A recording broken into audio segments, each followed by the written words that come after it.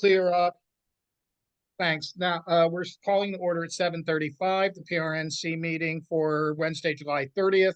The minutes went out. The board members corrected some of the minutes, mostly names and a couple of unclear things. Did anyone read the minutes and do they have any corrections to report?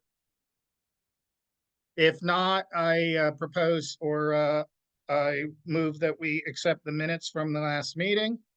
Second. Thank you, and let's get going. And we'll start right off with Officer Ignat, and then I'll do the introductions for the rest of them. Officer, thank you for being here. I know you're on overtime and you're tired. Appreciate that. I hope everybody's doing well tonight. I'll jump right into some of the stats for the past month. So for the Point Richmond area, we have had 247 calls for service, which is down 2.3% from the last month. Not a significant difference, but being down a little bit works.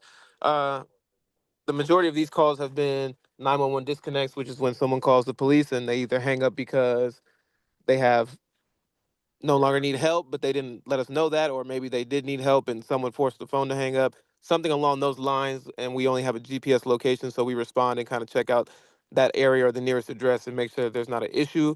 We've had 13 audible alarms, 12 video alarms, 12 traffic stops, 9 of those resulting in citations, 11 auto burglaries, 11 public disturbances, which could be a homeless person wandering on somebody's yard, an issue at a loiterer or anything from that nature.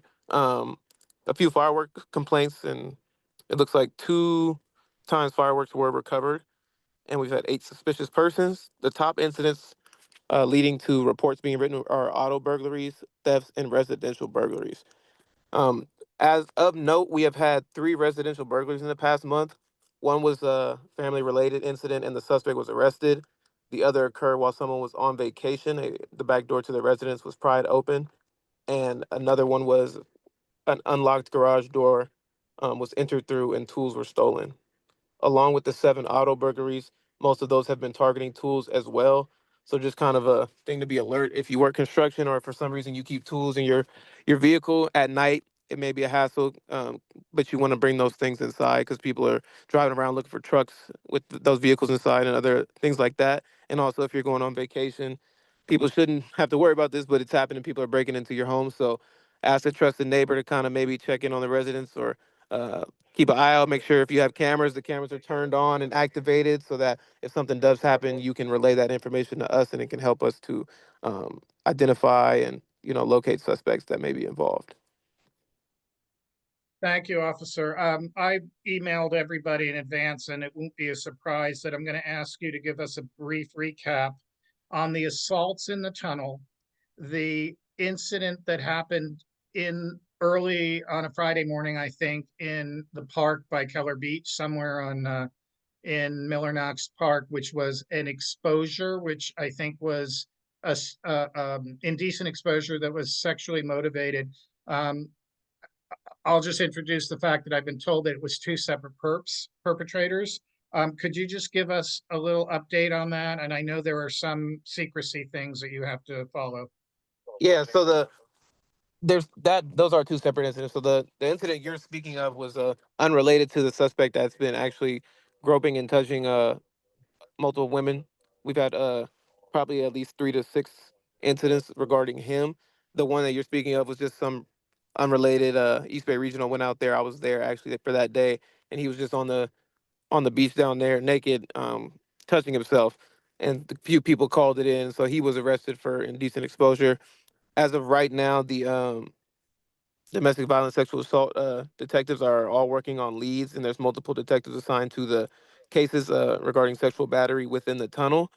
We don't have any further information that we can give on that just to protect the integrity of the case, but we do have people working out there and undercovers working in unmarked vehicles, just kind of doing extra patrol in different times and days of the week, in case anything happens and we see anybody that matches our profile that we can further investigate.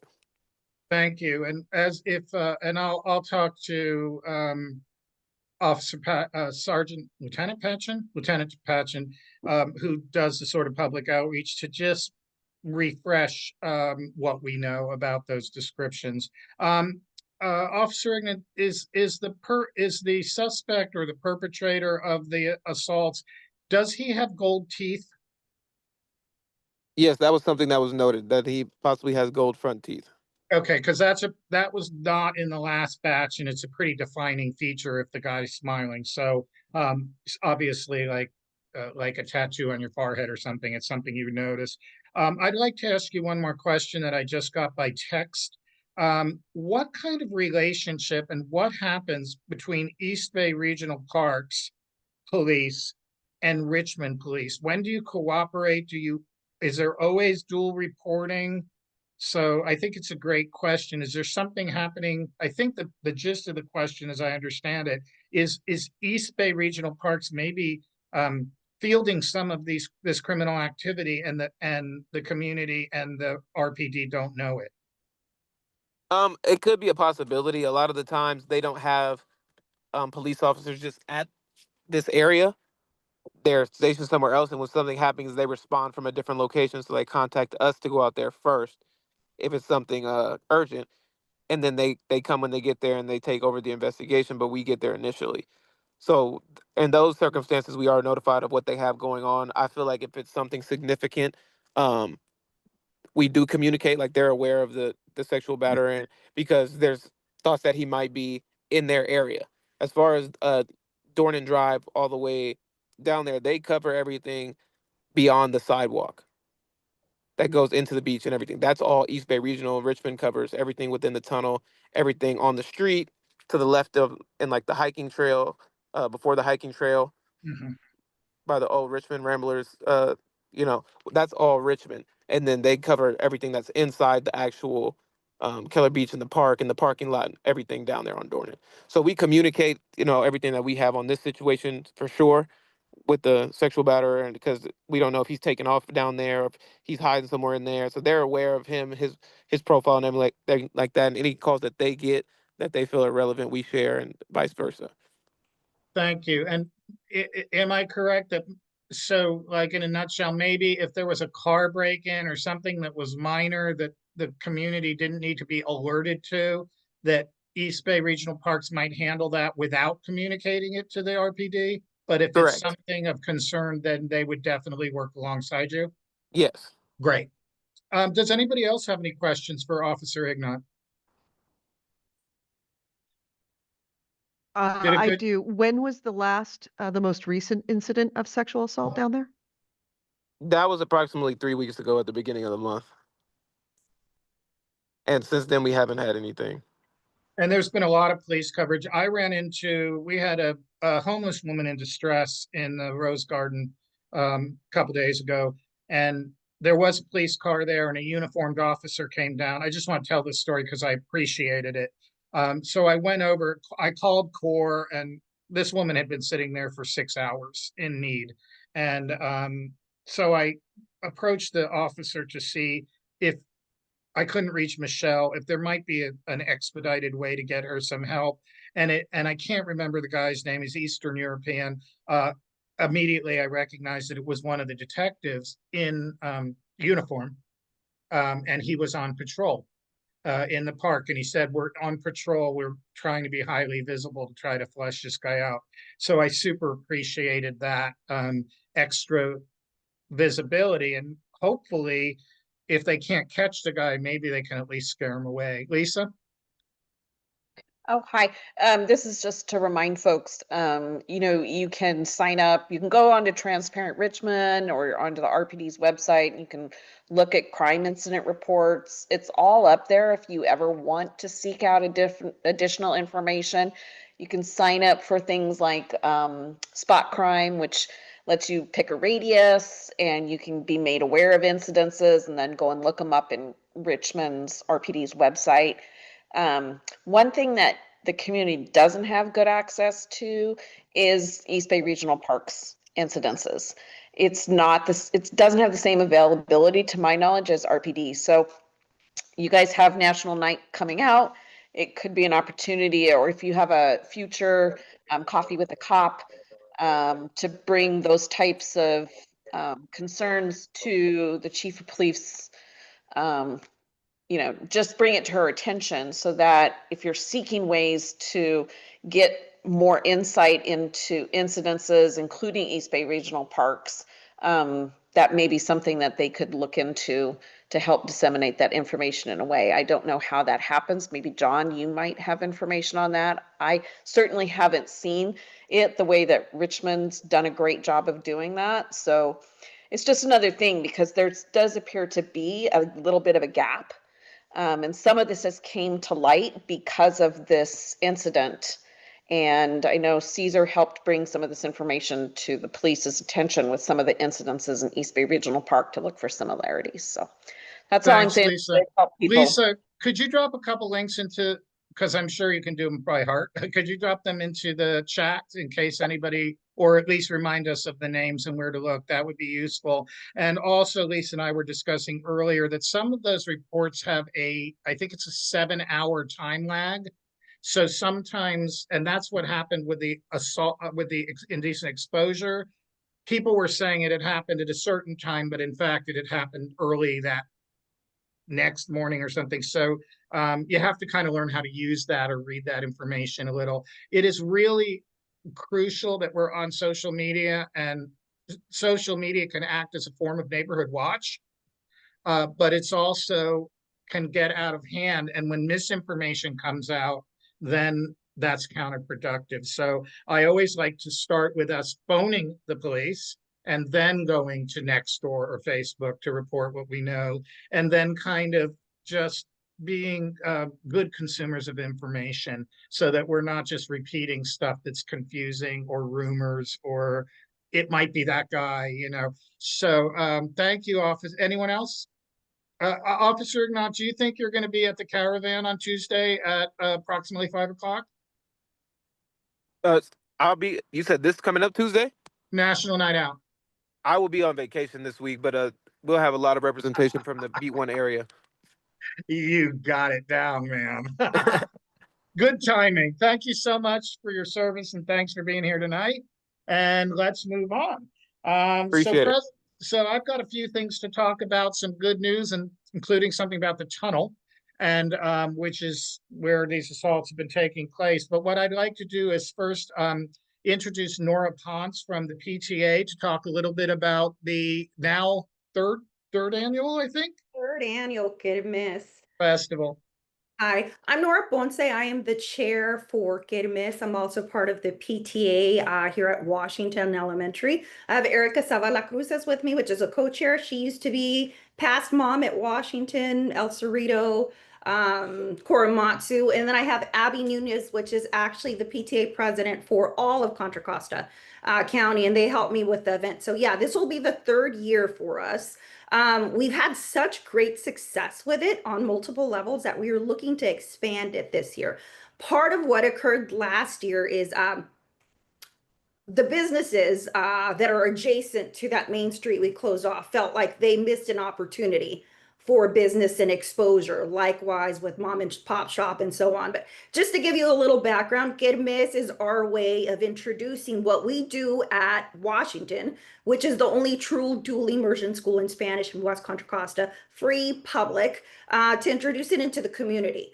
So that when we go out to ask for funds to bridge the gap in terms of what the district cannot provide, that we have something to show that goes beyond just language and basic education, cultural enrichment, community, empathy, things like that, that there are kids learn that might be different from a different public school, but also it allows us to bring exposure to our little community that supports us in such a big way. Point Richmond abundantly is so supportive of our school. That we want to make sure that we give our own thanks for the support. We do Halloween with you guys. No other school that I know of in the district or otherwise is going to walk downtown to be able to take 400 little kids to receive candy, and you guys expect nothing in return. So we want to make sure that we showcase Richmond in its best light possible. That allows us to work with Point Richmond Neighborhood Council. It allows us to work with Point Richmond Music and the business owners also. So third year, this will be Saturday, September 27th. We're doing it from 10 a.m. to 5 p.m. And I've already started talking to a lot of the business owners just so that they know that the opportunity is there, because we already have people buying the spots. Last year, we sold out every single vendor spot. So this year, my aim is to bring in more of the community orgs and give more of the businesses in Richmond also a bigger opportunity to kind of showcase what they have. So yeah, that's basically the rundown of the show. We'll have different bands this year. We have a lot of community orgs that are meant to kind of bring the community together in different ways in terms of resource and things like that. We love Point Richmond. We service, I don't know if you guys know, but we are a school where you can transfer in. So we actually get children as far as Pinole and Hercules coming into our school. So it functions very, very differently. But yeah, that's basically it. Did you guys have any questions, suggestions, ideas, involvement? We welcome everybody. If you guys want to come volunteer, I volunteer for your events also. I'm not part of Point Richmond, but I love it so much. But yeah, anything that I could answer for you guys in terms of what's going on or logistics support?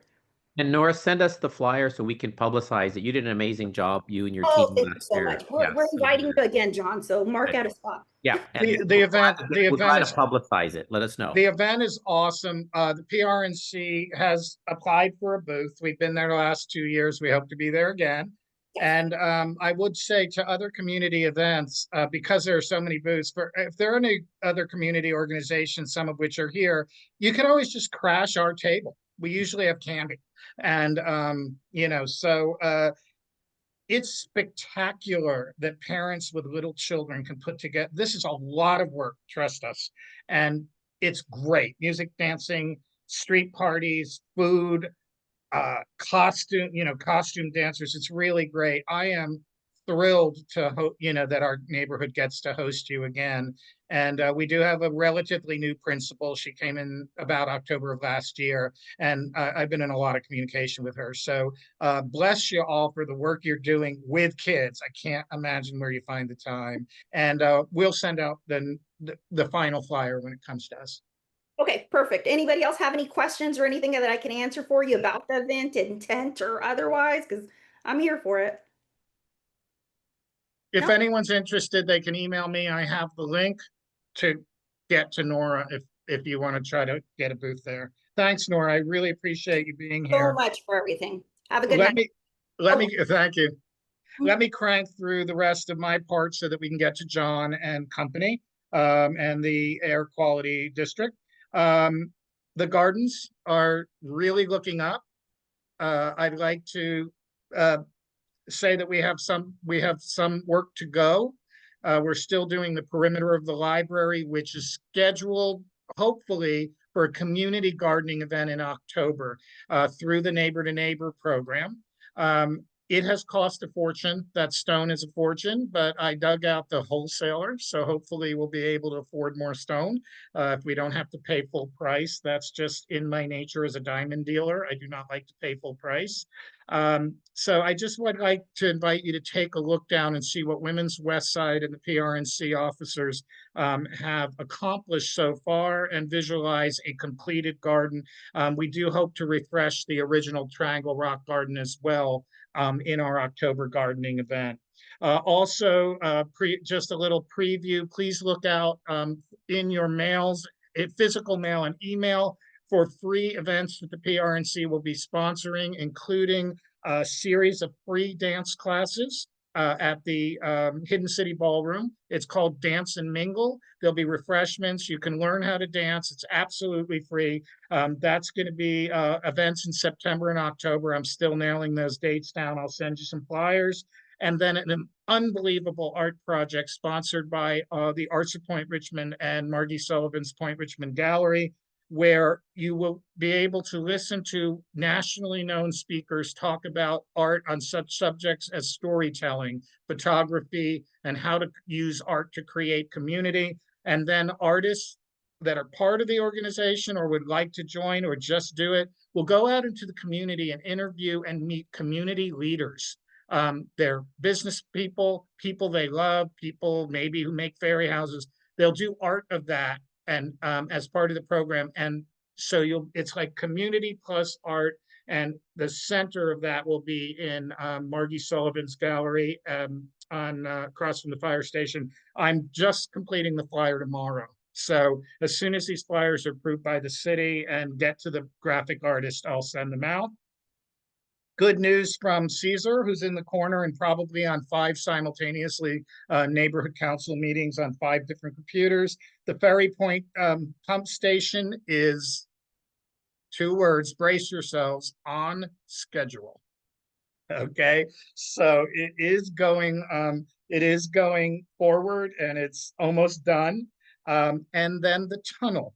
The bad news is that this horrible, nightmarish, unsafe, dark cave for the last 20 years that we've been fighting for is a dangerous place for pedestrians, bicycles, and for crime and being hit by a bike or whatever. Thank you, Caesar, after almost 20 years for getting $500,000 approved for that lighting. And according to Caesar, it is scheduled to begin in the fall. And we'll do an update with Caesar about what the time frame is, but and the city constantly backs out of these things, and there's always a problem. But fingers crossed, it will really happen this time. And I think that the bad news was that people were assaulted in the dark tunnel. The community should speak up and remind the city council that this might not have happened if that lighting had been fine, and that they can't let it drop this time. For those of you like James and stuff who've been following this for decades, PTA that's been following this for decades, we've had the funding for that tunnel lighting 5 times, maybe. Peter was working on it, I know, for years before I showed up. So, but that's some good news. We are off next month. I'll remind you at the end of the meeting, but Edie has agreed to not tune out of the PRNC. So she and I will put together kind of a newsletter. So we're going to send out a newsletter, but we won't have a meeting because there's so much going on with Public Works, and Caesar's going to fill me in so I can fill you in. So you can all not have to ask what's happening on Nextdoor. You'll have it in front of you. So that's for me. And let's go on. Margie, I didn't expect to see you. You're in the Montana or something? Cow place? Yep, I'm in Montana. I'm in the Ruby Valley. It's absolutely beautiful here. But let's see, we're doing good. We got $3,000 as a donation from Caesar, or excuse me, from Chevron. Thank you, Phil, for that. That was part of your efforts. And it's going to be going towards some of our great grants. Some expenses we had was simple. We haven't very many this month. We had to re-up the post office. That happens every year. We had to we hired someone to water the trees and the new plants downtown, and so we do that twice a month. And we asked him to buy a nice long hose to make it easier, so he didn't have to carry buckets. And so that's all we had this month. Next month, of course, we have National Night Out and some other good things and more stuff around the downtown square. But we're doing great. Thank you. Sure. And I did want to mention that the board had a meeting on Monday, and we have voted to rather inexpensively hire a bookkeeper. We're going to, now her name has slipped my mind. We're going to hire Cheryl Powell, who's the local bookkeeper, a female who has voted the #1 bookkeeper in Richmond. She is giving us a dramatically discounted rate, and she will work alongside Margie or the new treasurer just to make sure, now that we're a 501(c), we felt it important that there was an outside set of eyes. There's no big drama about accounting, like our big expenses, did we give $500 to the music festival? So I did want to mention that, though, because it's very inexpensive and we think it's a good idea to dot our I's and cross our T's. Eric is terrorizing fish in the wilds of Alaska. We have 196 paid and active members, even though the dues are due in May. So for some strange reason, tons of money of payments came in. We are still having trouble with our website and payment. Actually, we have Lindsay Ann here, who is a computer genius. So I'm going to be talking to her about the possibility of kind of helping us to figure out whether or not we can update so the payments come through better. We know it's a little messed up. Now we're running a few minutes late, so I'd like to introduce, I guess we'll just start at the top and work our way down. John Joya, County Commissioner John Joya, with guest speakers Miriam Torres. And is Tanya speaking today?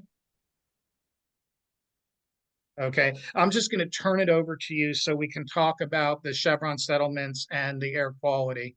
Thanks, John. Welcome, John. Welcome, Miriam. Hi, everyone. Director Joy, you're muted. There we go. Okay. So I'll kick it off and then I'll turn it over to Miriam. I do want to also acknowledge that Brian Butler and Viet Tran of the Air District are here as well. And I also want to say that a Point Richmond resident, Dr. Jeff Ritterman, does serve on our community, Bay Area Community Advisory Council. I see Vivian on. Maybe that means Jeff is listening in too, Vivian. I don't know. So I just want to acknowledge that there is a Point Richmond resident on our Bay Area Community Advisory Council. And just to acknowledge, Philip, your leadership, I was president of the Marina Bay Neighborhood Council 30 years ago. I still live at Marina Bay, so I know how hard neighborhood council presidents work. I wanted to, we have a slide presentation we'll go through. It'll be a team approach with Miriam and I. Miriam is the acting officer of our newly established Community Investments Office. We're being very intentional about developing guidelines on how to spend fines and penalties and other grant funds in communities. So, Miriam, why don't we put that up? I will start. And again, this is a team approach, and we definitely, look forward to your questions. Just a few words about the Air District. I've been on the Air District Board since 2006, appointed by the Board of Supervisors. And so we can next slide. Next slide. There we go. I will go through. So who we are, yes. So just to get a sense, air districts cover all of California, and our air district covers the whole Bay Area, as you can see in the map. And yes, our mission is to improve air quality, to protect public health, and to reduce disparities and inequities. I will say we regulate stationary sources, meaning everything from dry cleaners and coffee roasters. Go back, keep that one on. Yes. I was going to say a few words and move to the next. So we regulate coffee roasters, dry cleaners, and refineries and chemical plants. So the full range. And just to separate the State Air Board, I used to serve on the California Air Resources Board. Their role is to regulate mobile sources like cars and trucks and things like that, whereas local air districts regulate stationary sources, and we cover the whole Bay Area. Next slide. As you can see, the things that we do, monitoring, analyzing, and forecasting air quality. We develop air quality plans and as well as specific regulations. We issue permits for facilities. We enforce our rules. And we also do have various grants and incentives. Many of those are from the State Air Board, and we distribute those. Next slide.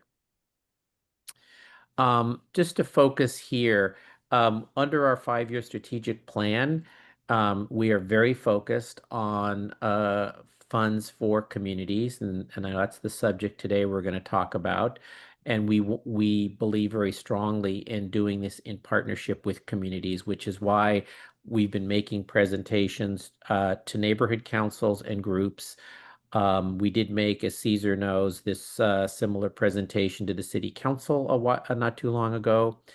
And this includes the fines that we've collected on air pollution violations. We'll talk more about that and how to direct those to community.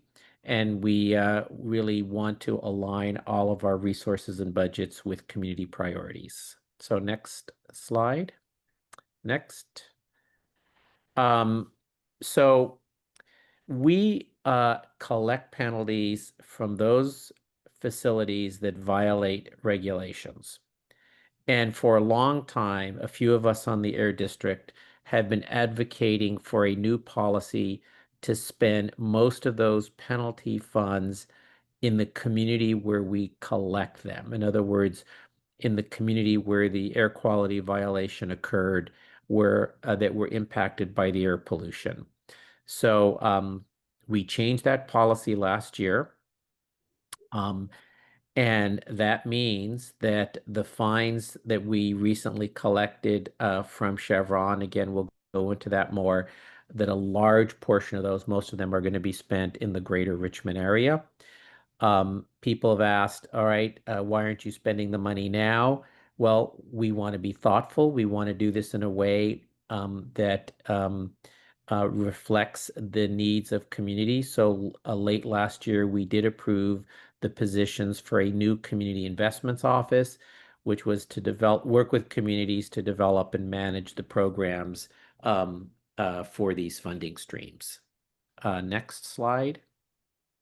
And I can start here, Director Joya, with the office goals for the Community Business Office. And thank you, Director Joya, for setting this meeting up. And we're going through the roadshow presentation with all of the councils in Richmond and some other entities to ensure that community hears about this funding now, and it's part of our goals, so that we are transparent, to increase equitable access to these resources, to collaborate with impacted communities, and to ensure that those investments are aligned with the needs of the community.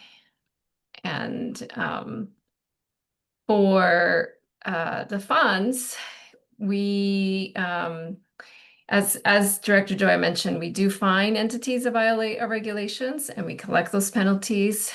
Since we have the penalty policy now, when we have large penalty packages that exceed 1 million,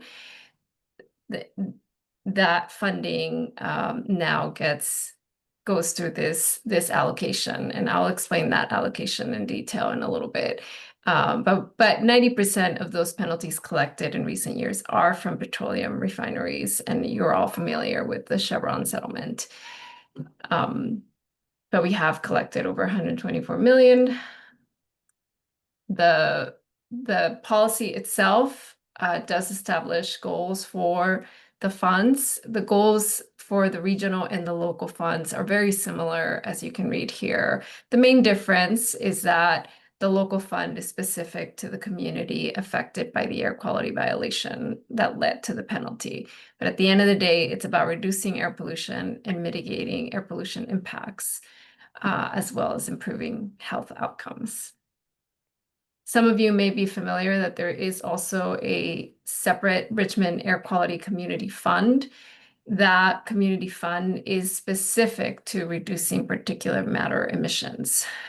So there is a little bit of a difference there in terms of the kinds of projects that can be funded, because for money that funds the projects that come out of this fund will have to reduce emissions. And these are the basic parameters. We are working on guidelines currently, and we will have more details soon out for the public to establish what the additional criteria would be. So in terms of how the policy works, the policy became effective with fiscal year ending 2024. And this picture illustrates how funds from penalties are allocated according to the policy. So for the first 100,000, funds are placed in the general fund until the budget cap for that year is met. Once the budget cap is reached, the funds are placed in the regional community benefits fund. The budget cap is basically the amount that the Air District needs from penalties in the budget for that particular fiscal year, plus any shortfalls from previous years. And the budget cap is established every year, and it's usually around 3 or 4 million. For FYE 26, it is 4 million. For amounts greater than 100,000 and less than or equal to 1 million, 50% of the funds are placed in the local community benefits fund, and 50% is placed in the general fund or the regional community benefits fund, depending on whether the budget cap has been reached. for amounts above 1 million, and most of the penalty dollars collected are from a few large penalty packages that exceed 1 million. 80% of the funds are placed in the local community benefits fund, and 20% are placed in the regional community benefits fund. And let me Simple- just add, Yeah.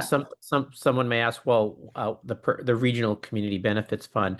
Remember, there are refineries only in Contra Costa and one in Solano County, and there are many communities which have air pollution issues or have needs that may not be in a community where a facility was fined, and so we wanted to make sure that there are funds available across the region to benefit communities that may be impacted by air pollution, but may not be in an area where a lot of fines are collected. So I think the Regional Community Benefit Fund will bring some equity to that. Although, as you can see, the policy calls for 80% to go back of over $1 million to go back to the community where the violation occurred and the money was collected. Yes, thank you. Given this allocation method, here's the breakdown of total available funds. We do have 20 million in the Regional Community Benefits Fund, about 75 million in the Local Community Benefits Fund, 20 million also in the Richmond Community Air Quality Fund, and the board approved a 9% administrative cost, which then brings us to 125 million total. As I noted in the previous slide, the Air Quality Fund is out of the Chevron settlement, as listed here, the Community Air Quality Fund.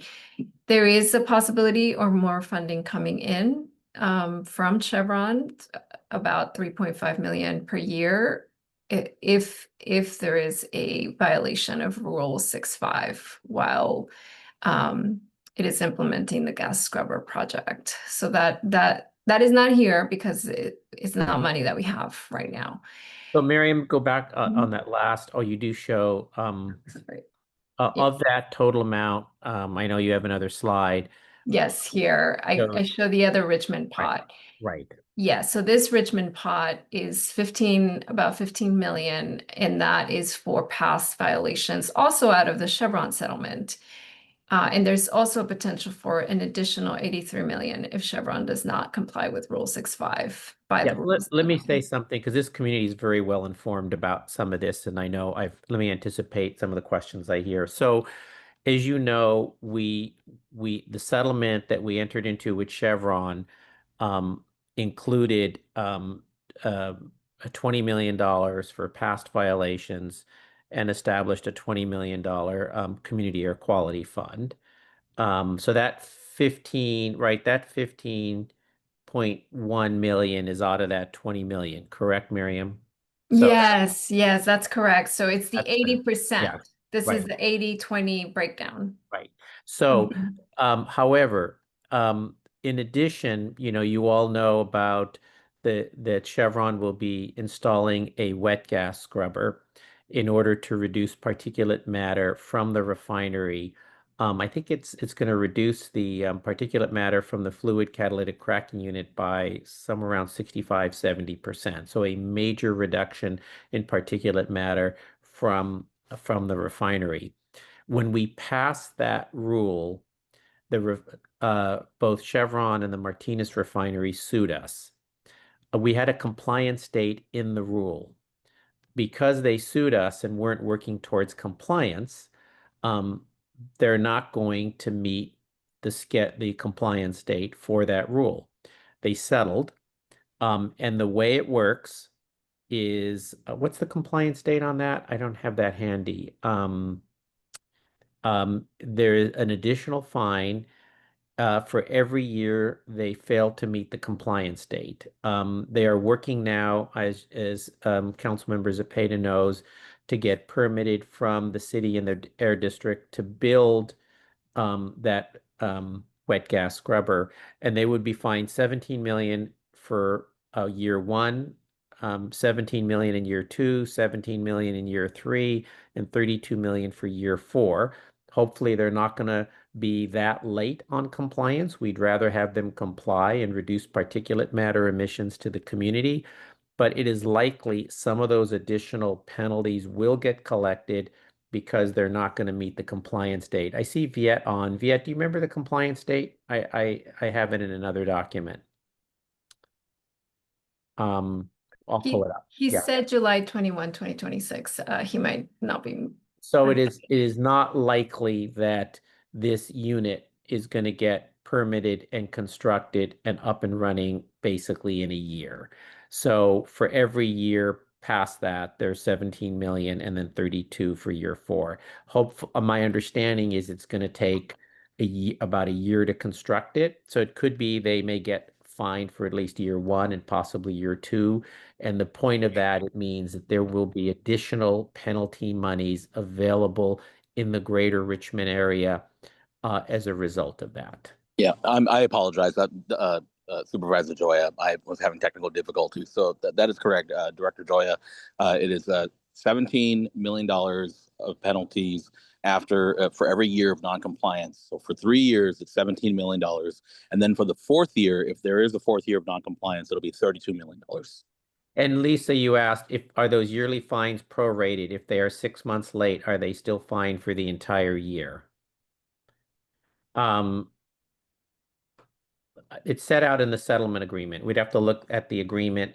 If bottom line is if they don't meet the penalty, they don't meet the compliance date, it's what, next July? Mm-hmm. That's Yes. right, July 21st. Yeah, if they're past that at any point, they get the full penalty, don't they? The full 17 million. Correct? That's my understanding. I believe that's the date is the trigger. Yes. And then if they're late, if they don't meet the following July, it's an additional 17. So basically it's not prorated, Lisa. It's they don't meet the date, they're fined. Thank you. The press release for this settlement is in the chat. Yeah, it's there. And I just want to say, I think if Chevron and the other refinery, this really applies to both, but Chevron's really the one we're talking about here, had they started complying after we passed the rule, they would have likely met the compliance deadline. But because they spent several years suing and pursuing that litigation, that is why they're not meeting the compliance date. But they eventually did settle and agree to install the wet gas scrubber.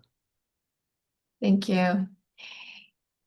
So here, this slide illustrates that the Community Investments Office will be collaborating with other divisions within the Air District to manage community investments. It is, for example, currently we're working with Human Resources to hire the positions that were approved by the board, and also working with strategic incentives and learning from their work, doing all other types of grant programs, working with Viet's group and communications on getting all of our information ready.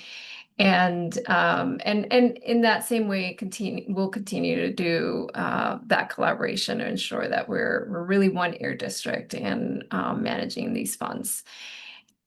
We do have some sample actions here from our action plan, tying it back to the strategic plan. We have been assessing community priorities.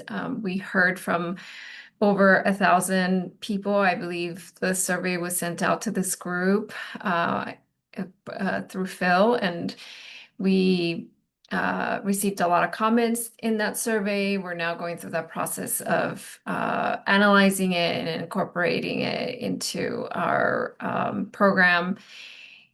That program or proposal for a program will be released in the fall, hopefully in September.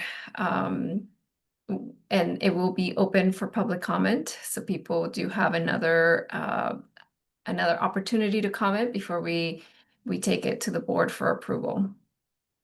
And here's a more detailed timeline that shows that we launched the Community Investments Office in April with the webinar, and we have, as I mentioned, we have been meeting with different groups throughout the Bay, mostly in the refinery corridor.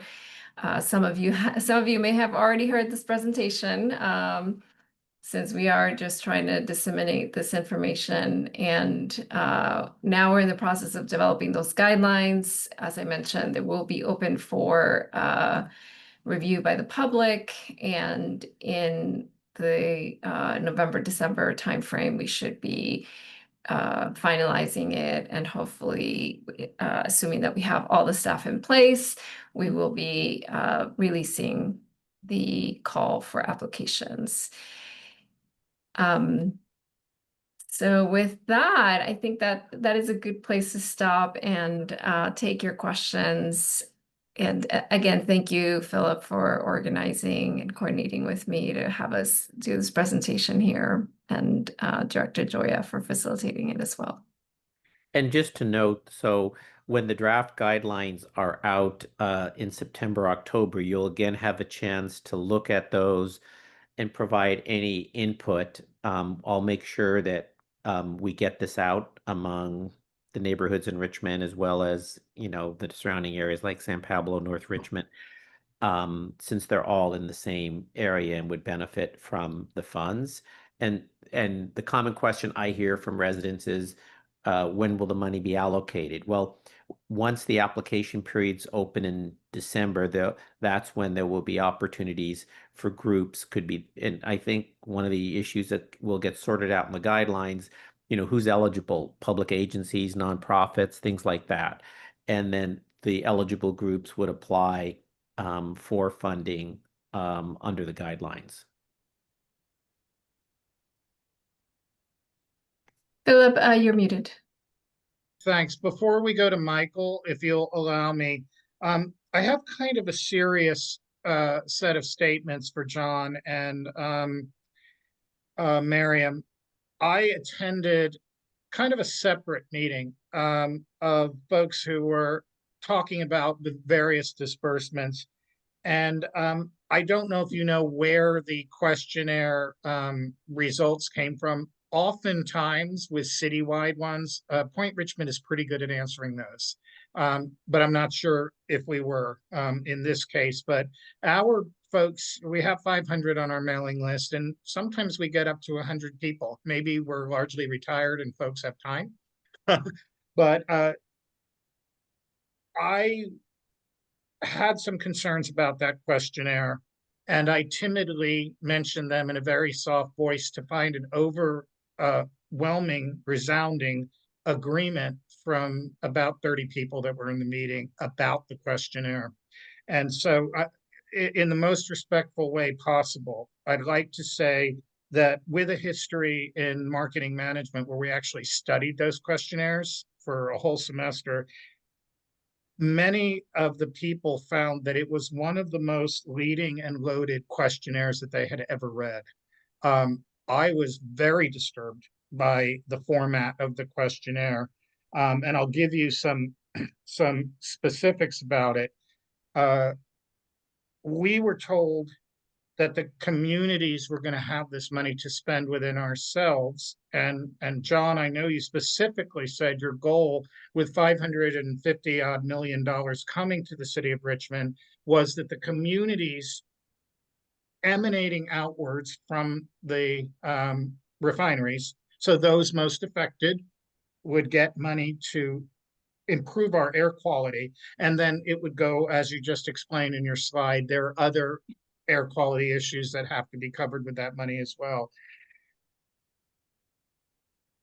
For those of you who are not and know how questionnaires work, one of the leading questions that stopped us all dead in our tracks was, do you think that this money should only go to shovel-ready projects, or some such statement?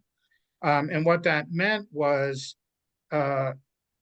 these shovel-ready projects would be projects that are already in the works now, or that would be where communities might be organized to produce those, and afterwards you can certainly correct me if I misunderstood, but we all read it the same way. Because if, for example, the number one thing that I hear from my community is tree maintenance and tree planting. We have hundreds of, and I live on Nickel Avenue, with many of you do.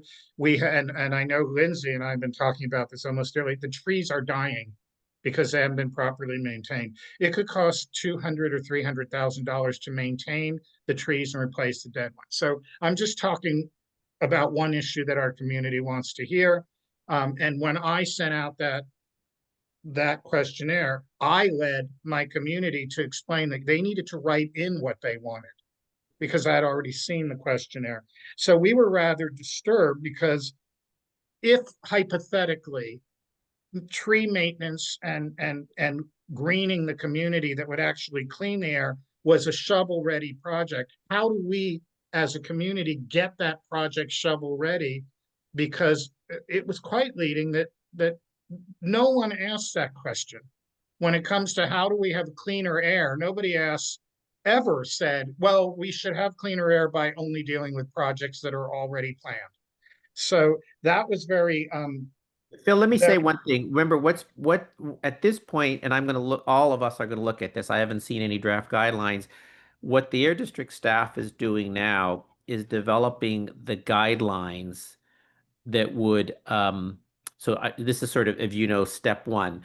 What are the guidelines that control how the money should be spent? And then the next part would be the groups would actually apply for the funding for projects, whether it's tree planting, whether it's some other energy improvement, whatever it is. I think hopefully, and we'll see this, the guidelines will be broad enough for a large category of things. I will be looking carefully at those guidelines. We'll want to get community input, another bite at the apple for all of you to look at the guidelines and say, we think these guidelines are too narrow, they're too broad. I think the guidelines are going to be, I think, where we're going to have a lot of discussion and get community input. I'm sorry, John. I think the concern that I'm expressing is that the guidelines, and Miriam just mentioned, the guidelines are going to be developed based on the questionnaire. And if the questionnaire is leading or loaded and not general enough for a layman to say, what do I need? Several of my neighbors think they want air purifiers for free in their house. And that's something we actually, John, and we've actually discussed. And I don't know, that may be, I think Right. part of what we do is look at, I grew up in Richmond. I've lived in here decades. You talk to 10 different people, and they're going to say 15 different things of what they want. So I think we want to hear that range and understand, people in North Richmond may want something different than people in Point Richmond. So yeah, I think we want to hear all those things. I just think it's one data input. It doesn't mean that the survey is it's all of the information that we're going to use. The reason for coming here is to hear from you and hear your ideas. We're taking in fact, part of exactly is to hear if you have other thoughts separate and apart from this survey, you should provide them here to the staff to take down, to carry back. I'm listening as well. Right. I just wanted to point out, and Michael, I know your hand is up, but I want to stay on this because I was emailed a list of questions from a neighbor that or points that I'd like to go move into that direction. That survey indicated that this board has ideas of where they want to move this money. And that is not an impartial survey. The other concern we have, the board, let me make sure I understand your question, that who has ideas, Phil, about how to spend the money? It seemed like if the board was saying, should this go to shovel-ready projects, it indicates that there are shovel-ready projects that are already being considered. So here are the follow-up questions from the neighbor. And I'm sorry that not everybody's comfortable speaking, but I am delighted to be that voice, Can Point Richmond have and we're happy to call it, of course. Can we have a meeting before the funds are uh, Release. given out, so that the projects that can support our quality of life are important? So the example that was given is, if we have a shovel-ready playground somewhere that money might go to, well, then we just finished a playground where the children are breathing dirty air. So that was what the neighbor was expressing.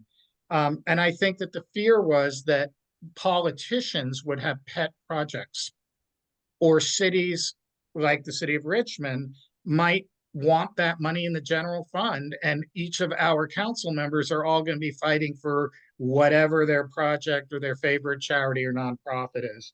And are there going to be any dollars set aside, planning dollars or pre-development support to help, sorry, I'm reading this only for the second time, to help community groups build capacity for shovel-ready proposals? And I think that's what I just touched on. But If Philip, we do, here's what yeah, I would say.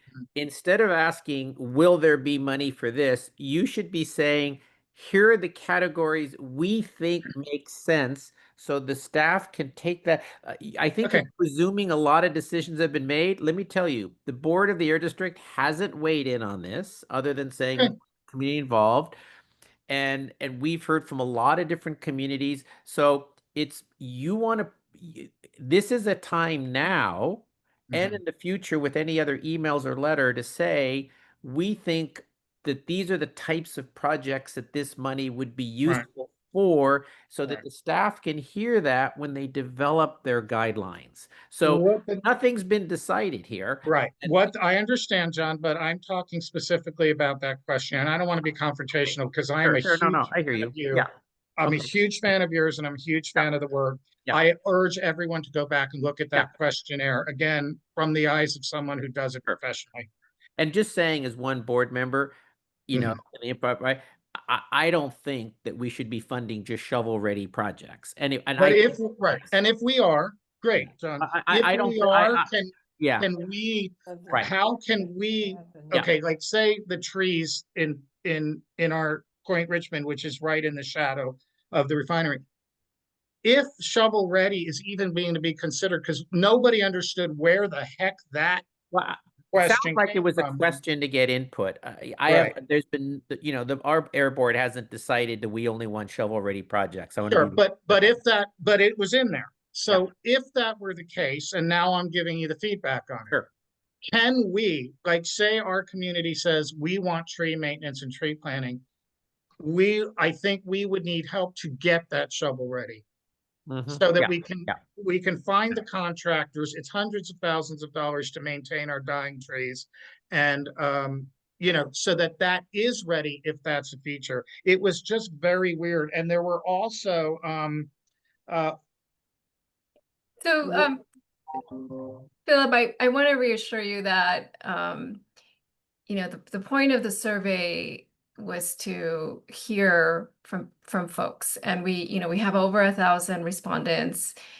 About 500 people wrote in their own comments. So okay, the survey allowed for that. It didn't prevent people from, it actually encouraged people to place their own ideas for projects and to give us information on successful projects, so that we can, ensure that potential applicants are informed about mhm. the funding I process. understand, Miriam. But it was really glaring that some of the most obvious ways to have a healthier air to breathe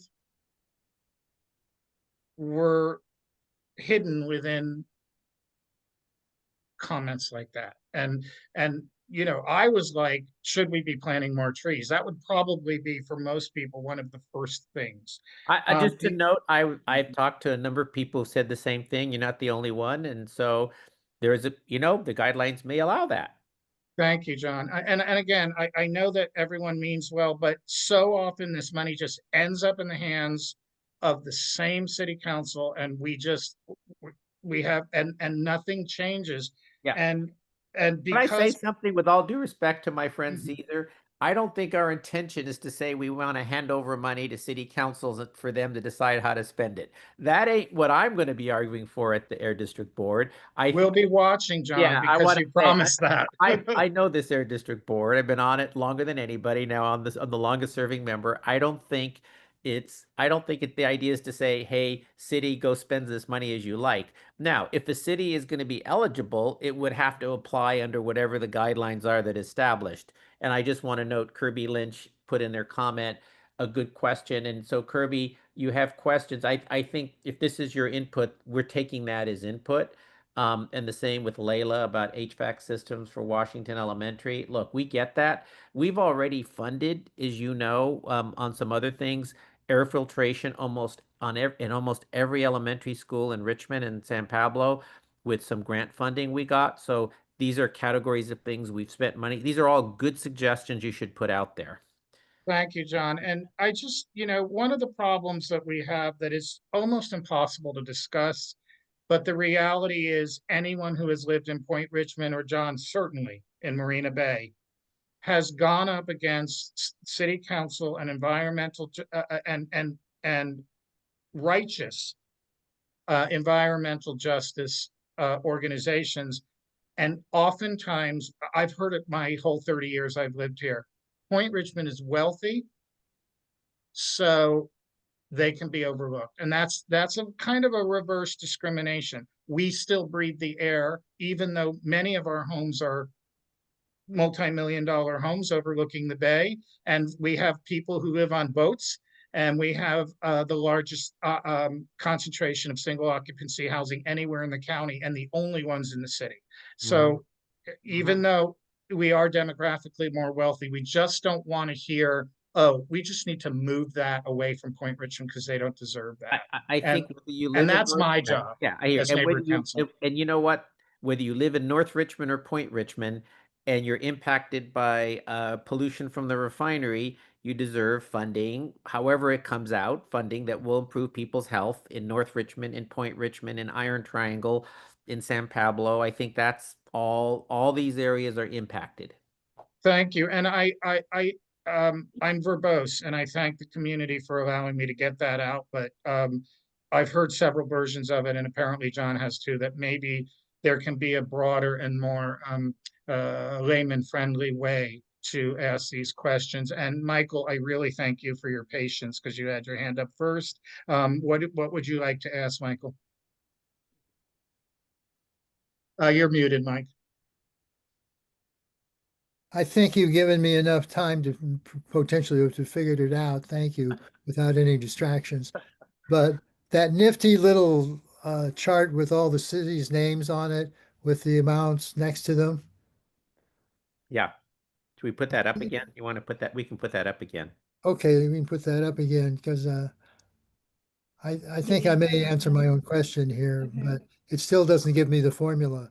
Now, clearly, it's been stated numerous times, the money should go back to proportionally to the affected areas. But there's a couple areas that I didn't know was unaffected, Pinole, San Pablo, Hercules. And therefore, the variable is not just the size. The variable seems to be how much they were potentially affected in air quality. But I'm wondering, what is that formula? Yeah, so remember you saw that 80% of fines over $1 million go back to the local community. And Richmond is a placeholder for the greater Richmond community. Those were fines, those were the Chevron, that's a Chevron penalty. And so I think in that should be developed in the guidelines. I mean, realistically, that's not just people who live in Richmond. It may be people who live in San Pablo, and North Richmond and Montalvan Manor, areas that are impacted by the pollution from the refinery. So it's not just the city limits of Richmond. And I assume the guidelines will get developed further that sort of explains that. And Benicia is so large because this comes out of a large penalty against the Valero refinery in Benicia. So these are all based upon where fines were collected. So these are local. And remember, we said there's a regional fund which is separate, which is broader, but these are just based upon where fines and penalties were collected. Yes, and it doesn't indicate that only Richmond will receive that money. It only shows the originating Right. community, but when we release those guidelines, it'll be very clear what other jurisdictions are eligible for that funding. Okay. Thank you. As usual, it's complicated. Yes. Yeah. And I will say just something separate, because I see Brian Hubbinger here from Chevron. If Miriam, put the chart up again that shows the health fund.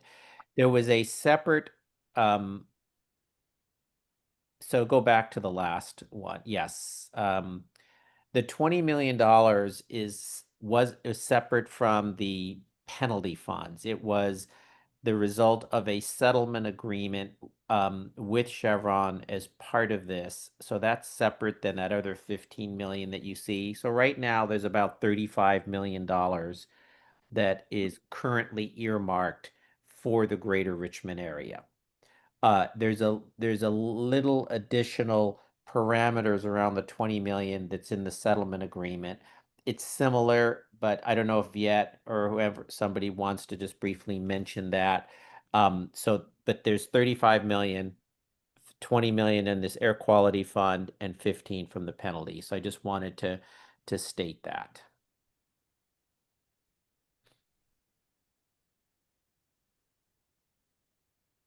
Should we go to Brian? Yeah, Brian, Yeah, please go hi, ahead. Brian. Sorry, I was typing. Good evening, everyone. Thanks and appreciate the conversation. For those that I haven't met yet, Brian Hubbinger, I actually work at the refinery and represent Chevron externally. And again, appreciate the community outreach. I guess I just have a couple comments I'd like to share with the group. One, sometimes it gets lost, but this program is set up for to use funds from all stationary sources, not just refineries.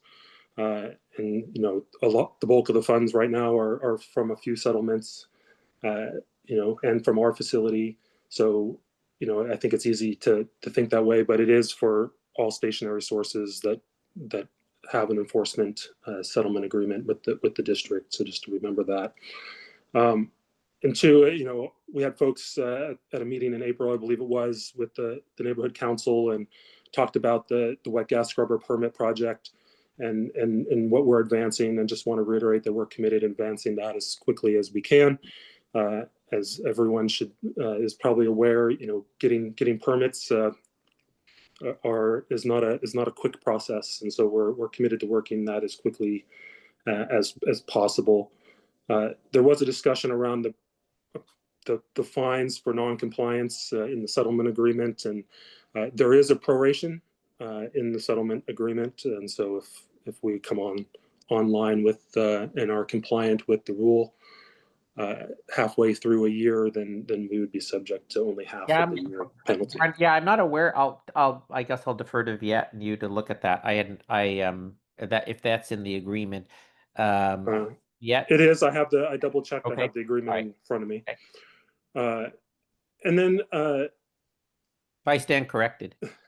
I want to provide a perspective from the company, and Supervisor Joya respectfully disagree with some comments earlier today around the lawsuit that we had with this rule. Chevron fundamentally believes that the rulemaking was flawed. It was quick. There wasn't enough analysis done. And yes, we did sue, and we sued because at the time we didn't believe that even with a wet gas scrubber, we could comply with the rule.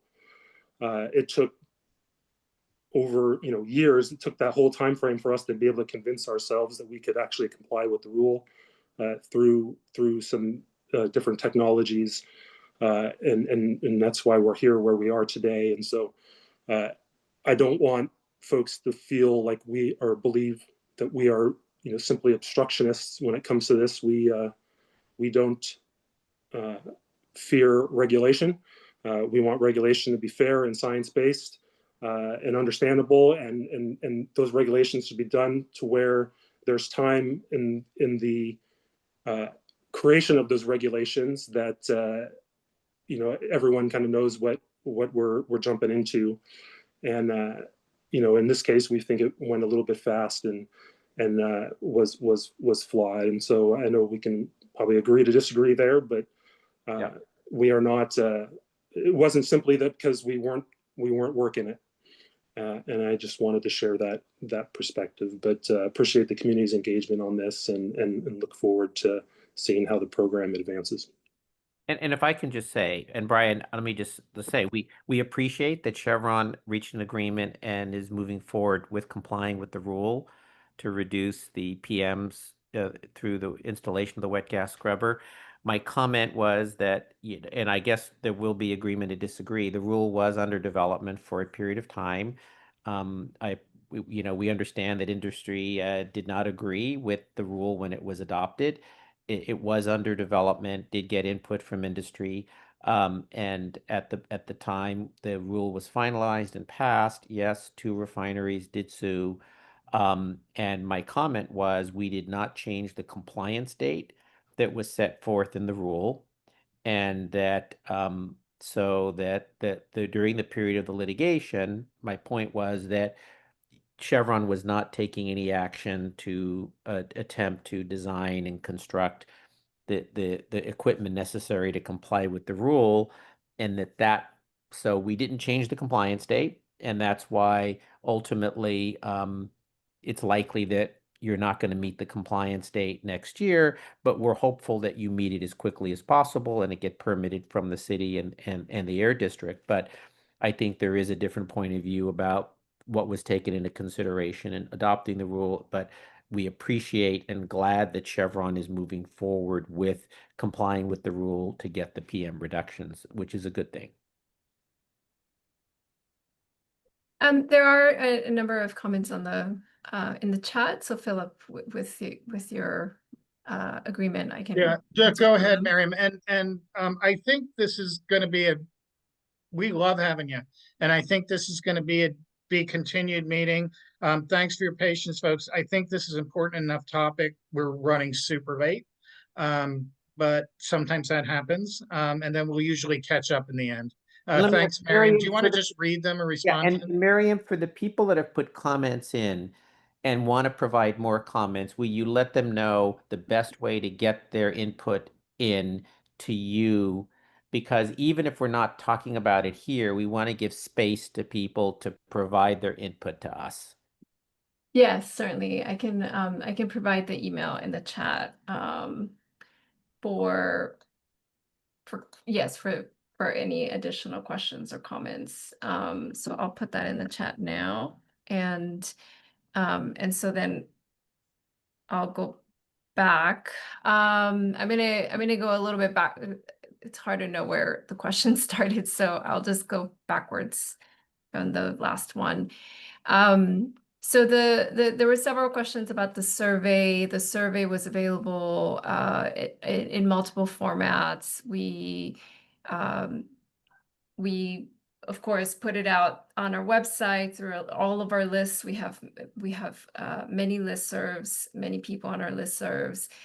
We did send it out to all of the neighborhood councils. We also sent it out to the groups that we regularly participate with, participate with the Air District, including the Refinery Communities Group. We also sent it out to our local government contacts, and we did in-person events as well. We were out at several Earth Day events, handing out surveys to people in person, and have attended meetings in person where we have also handed out flyers. So we tried multiple approaches. I mentioned in the chat the survey was open for 3 months.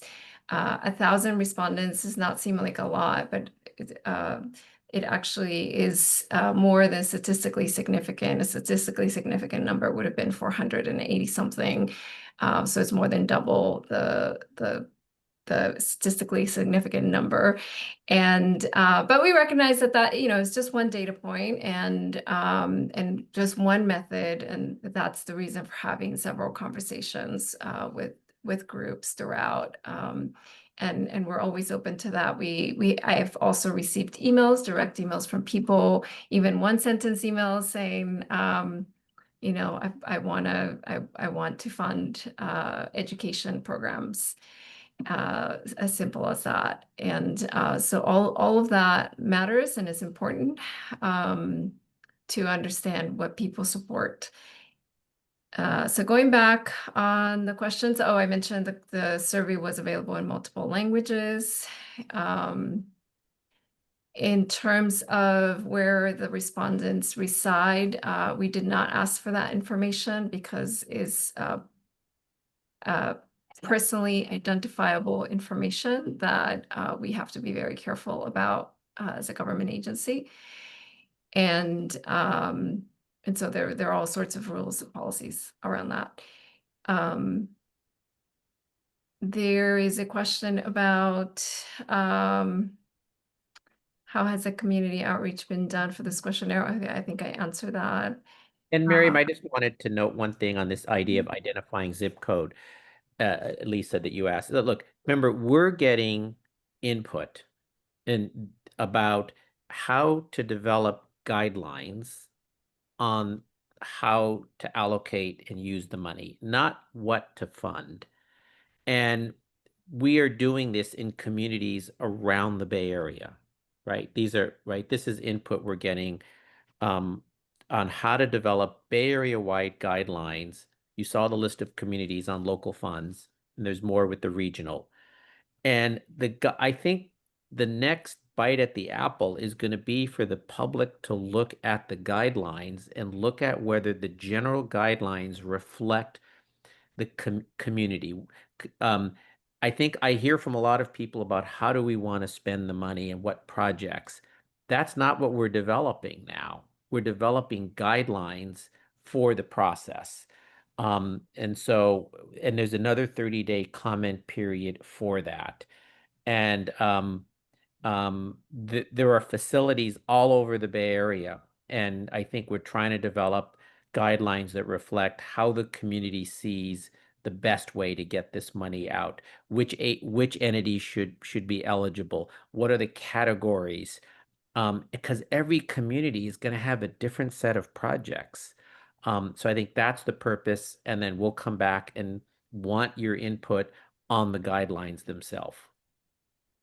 And it's not too early to start thinking about projects that you want to fund, right? And start coordinating with each other. Obviously, not everyone is equipped to deliver projects, but I see a lot of interest. You started this meeting talking about the projects that you're interested in, and have been raising funds for, and that is exactly the kind of work that we're trying to do. We're trying to fund projects that communities care about and need, and of course are meeting the goals that I explained earlier: reducing air pollution, mitigating air pollution, improving health. And so there is a lot of funding for Richmond. We will be releasing that information. You will have an opportunity to comment and catch any mistakes or omissions. That is the purpose. We welcome that feedback and that input, and hope to improve on the guidelines by receiving your insights. But at the end of the day, we're trying to fund projects that community cares about, and so definitely want to continue that conversation. And I'll be sure to send you, Philip, the guidelines once they are available for input. Great, and we'll forward them out. So Layla, Dima, what I heard from Miriam is you get those PTA parents writing to get that very realistic expectation or hope of purified air for those kids. And let's talk about By the way, having Layla, I think Layla, a sign-up booth and at Layla, the PTA thing. And Layla, reach out to me separately, because I thought their district actually is providing or has provided funding already to Washington School for, I visited a different school and I saw the system in place at King, and I thought they've gotten funding. So let me know, because we've just provided a fair amount of Just funding, expanded funding, yeah. yes, for Washington to already do this. But Great. reach out to me separately. Okay, will do. Thank you. Thank you all. I want to thank John. John, our prayers or thoughts or positive energy are going to your son. I know he's got a serious procedure. Thank you so much for being in a stressful place, but still taking time. Miriam, thanks for joining us. Viet and Brian, who didn't speak a lot, but did chime in. We hope to see you again.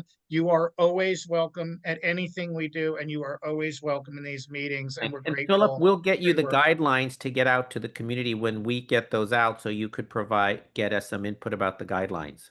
Sure. And for those of you who are new to these meetings, we are doing the best we can to do physical mailings 4 times a year. So if I get advance notice, we can do the physical mailings. You should receive one any day now that includes the National Night Out information. So thank you all very much for being here. Let's see how quickly we can get back on schedule. And you can always email me, community, if you want me to forward emails to any of these folks. This leaves us, and thanks, Brian from Chevron for showing up as well. Let's go to community briefs. Charmaine, sir. The Office of Emergency Services, which is overseeing CERT, is doing some reorganization, and they were able to add a project coordinator to help with all the work they have to do. And they're working on the Fall CERT Academy and continuing education. Thank you very much. Is that it for you, Charmaine? Yep. Thanks for that. And Bonnie Jo, you with us? Yes, I'm here.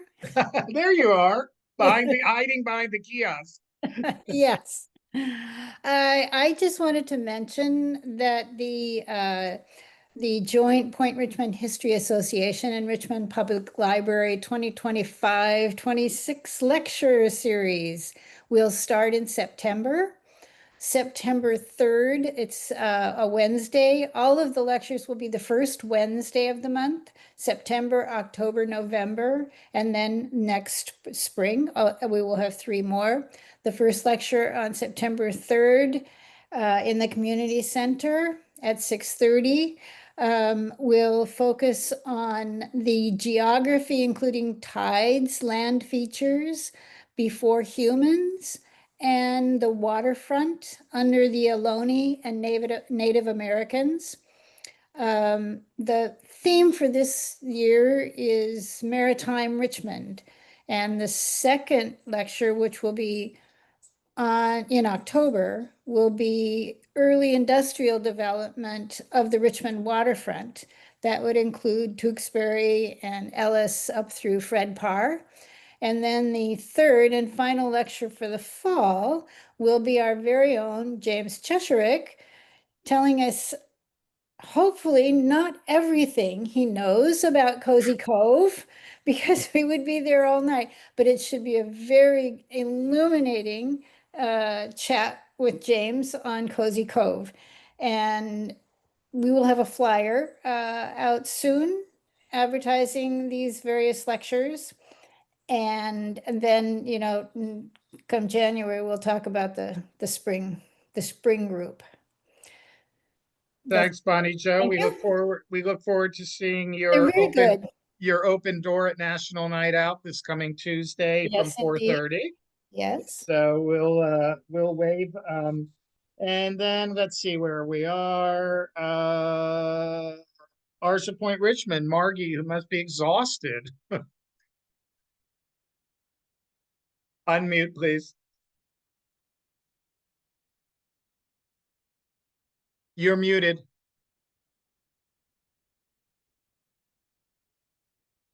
Still muted. Got it. New show down at the post office, pretty cool. A lot of stuff over at Laura's Fine Dining, a new setup there. the project that you spoke about that's happening at the Arts of Point Richmond, with Arts of Point Richmond at the gallery, is going to be about around town, all the different folks that are going to be, that are people want to paint them. And so you'll hear more about that. They're busy. Everybody's busy, having fun. Thank you. Thanks, Margie, and thanks for joining us. I was surprised and delighted to see you here today. I'm going to take Kate Spalding's spot because the Magic Lantern movies are on. They're taking a break until further announcement. And just with all of this, I forgot to mention National Night Out is this coming Tuesday. It starts at 4:30. It is within the town triangle, so we gave Park Place open for the kids, for Pram in the library. There will be free picnic served from 4:30 until just before 7 o'clock. We are having a DJ. Hidden City is going to be mixing and mingling with dancing. We will be the start off point, I think, for the first time ever for the caravan. That will happen at approximately 5 o'clock. And these flyers are everywhere around town, and hopefully you'll receive one in your mailboxes by Tuesday. There was a little delay in getting them out in the mail. And so that means that city officials, the police chief, and council members, hopefully the mayor, and about 50 first responders will start on Park Place. There'll be a brief presentation at 5 o'clock, and by 5:15 they will spread out to over almost 30 neighborhoods that are holding National Night Out events. It is catered by El Sol. It's pretty casual, mostly picnic food, sort of think hot dogs and chips, but Josephine is going to prepare something vegetarian as well. I would be surprised if there are not tacos. I'm letting her handle that catering. I'll be there from about 2 o'clock in the afternoon. If any of you just wants to hang out and help us put out tables and stuff, I would appreciate that help. I'm also going to be working tomorrow afternoon, but I don't know what time, in the community center, getting tables set up and just moving stuff around so we can be more prepared on the day of. So if anyone's around, give me a buzz. I could use a little extra labor. Nothing too hard. I'll do the heavy work if my back doesn't give out. So that's that. And we can move on to Layla with Pram. Hey guys, thanks again, everybody. Having our Pram welcome back to school. School starts on Tuesday, August 17th. I'm sorry, 19th. So Sunday, August 17th, we're having our kinder welcome new families. Just a little bagels and coffee and meeting families. Again, not all of our families at Washington live here in the Point Richmond. Like we are fortunate too.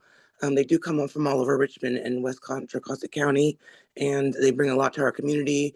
Like again, Nora said earlier during Kermesse, please come join us again there in September and see what our little school's about.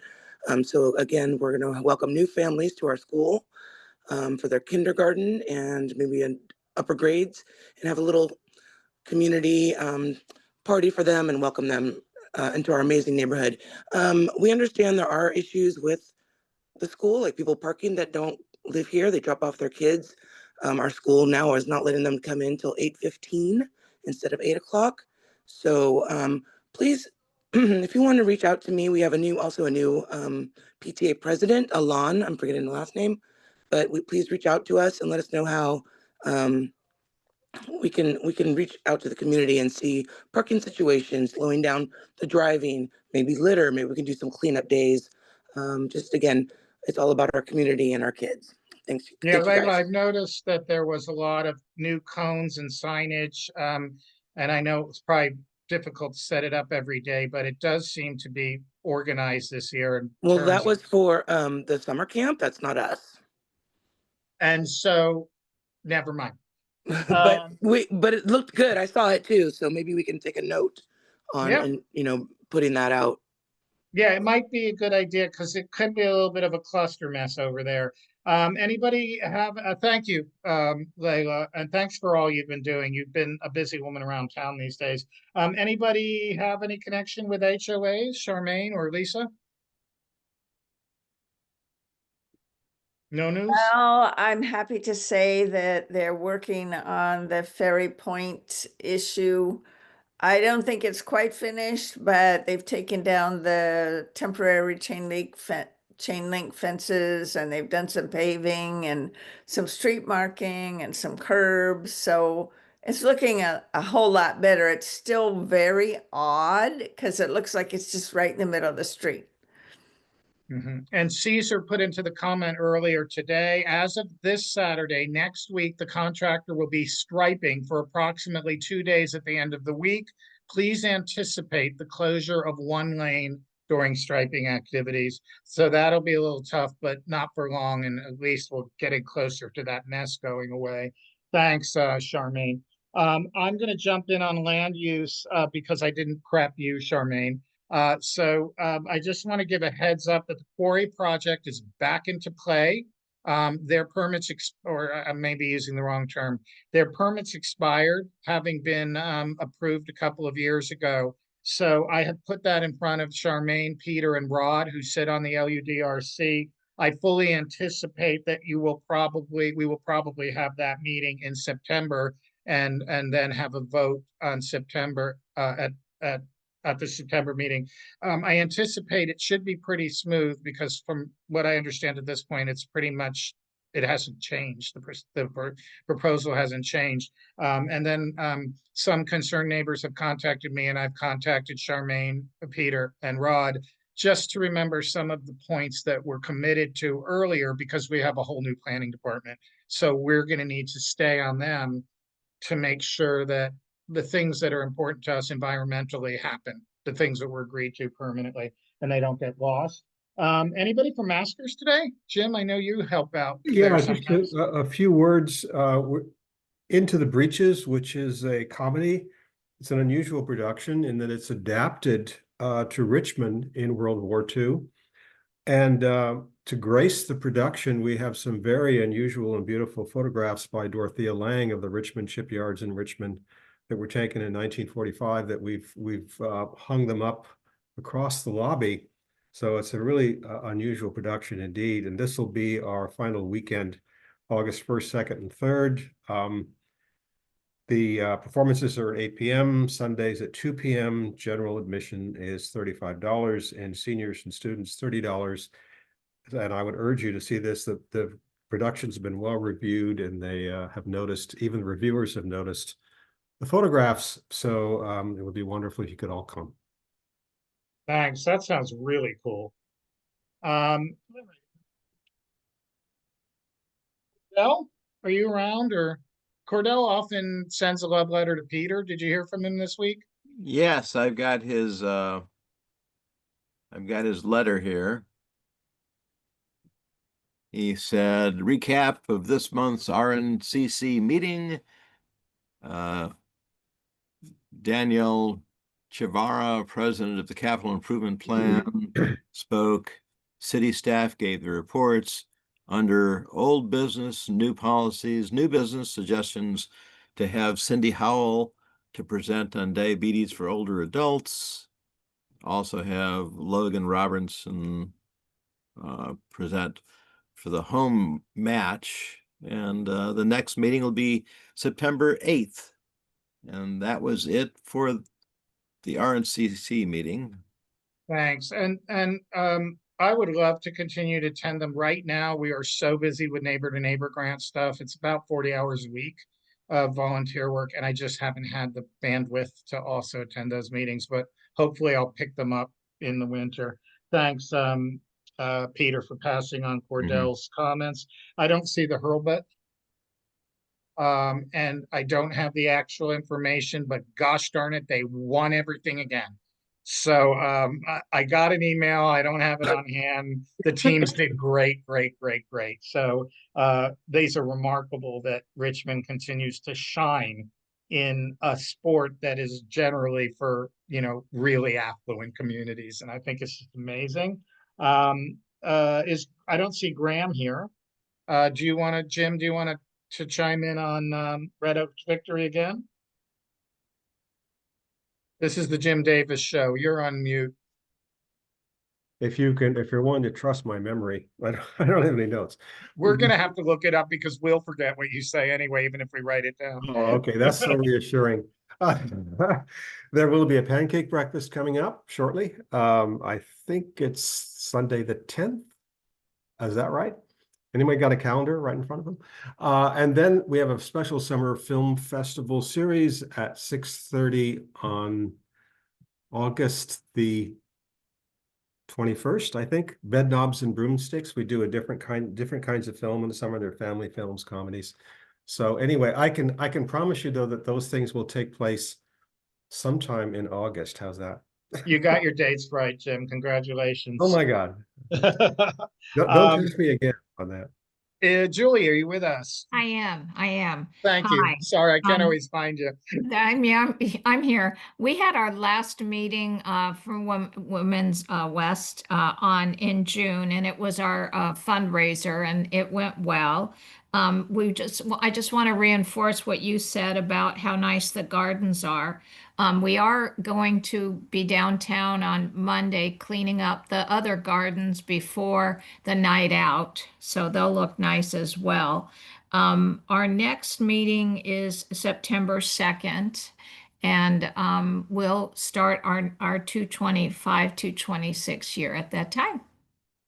That's it. Thank you. And it has been, I just want to give a shout out to local realtor, real estate realtor, Ruth Frisetto, who has really been spearheading the logistical planning, and she's good at it for this garden. It's much harder than it looks. And then the physical labor that she's supervising of moving, we moved almost I think 2.5 tons of stone into the triangle.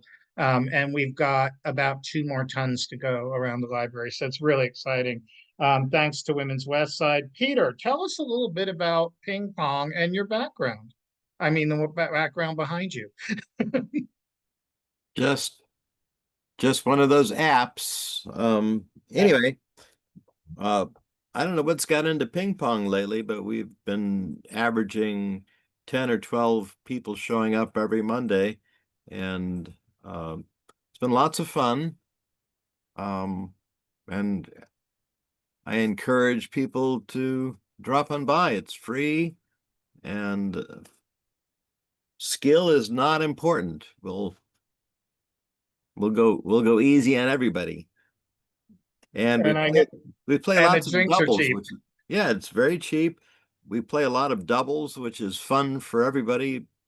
People tend to laugh a lot playing doubles. And we also serve liquor and soft drinks and cranberry juice and soda. And the view is good. It's right there on the canal. So please come on by. Mondays, 5 o'clock to whenever you want to leave. That's it. Thank you. And with all of that talking, we're really pretty much caught up on time. If only we could hear from Jim Davis. I'll be super quick on this.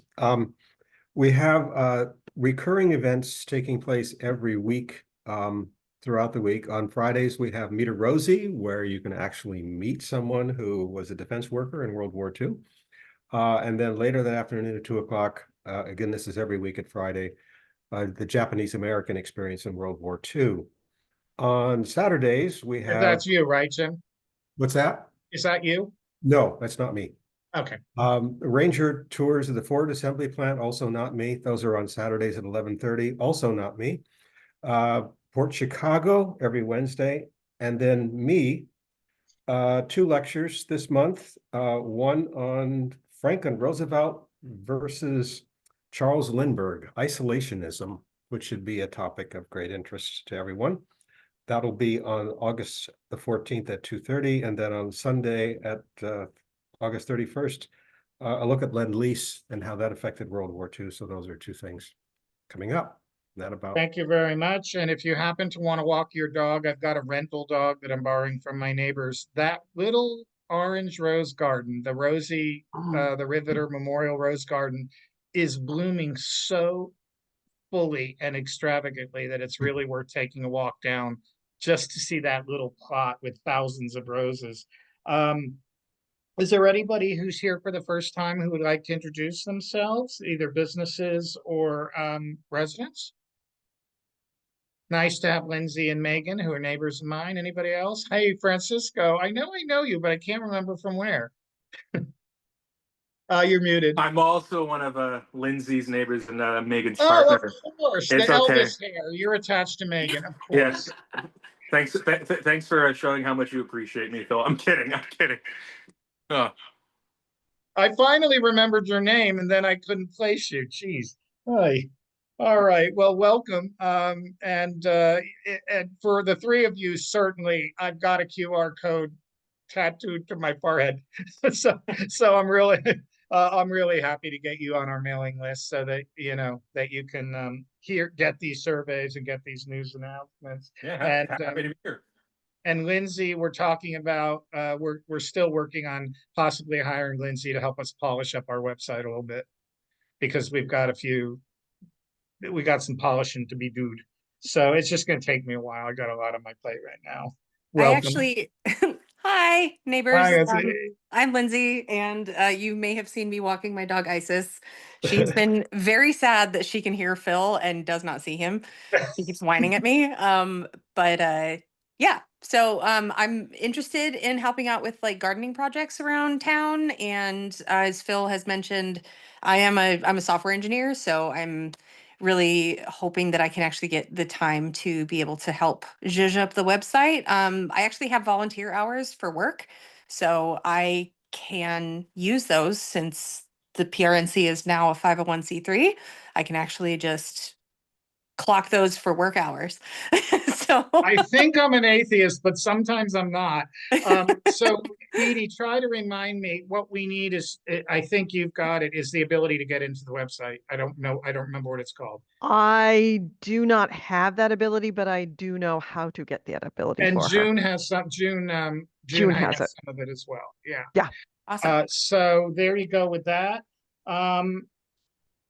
Margie, would you please comment on the passing of one of the longest and most significant sort of neighbors that we had? I know that we lost Father David a couple of weeks ago.